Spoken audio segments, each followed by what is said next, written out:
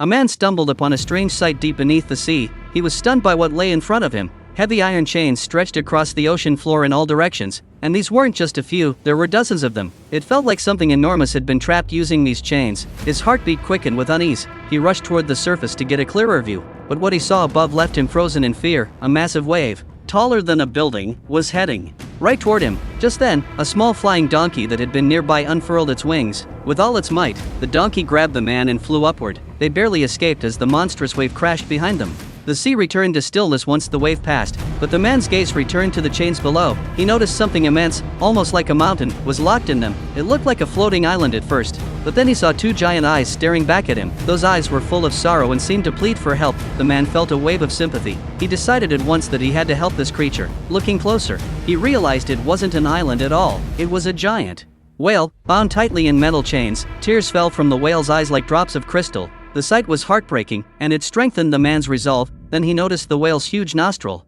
Like a cave, a bold plan sparked in his mind. He climbed onto his magical donkey's back and flew toward the nostril. He believed a gentle tickle might trigger a sneeze. He asked the donkey to flap its fins inside the whale's nose. The gentle fluttering started to make the whale twitch. The tickling sensation grew stronger and harder to resist. The whale slowly lifted its massive head from the ocean floor. As water rushed into its nose, the old chains began to strain and snap. One by one, the rusted chains started to break. When the whale lifted its head fully, the last of the chains gave way.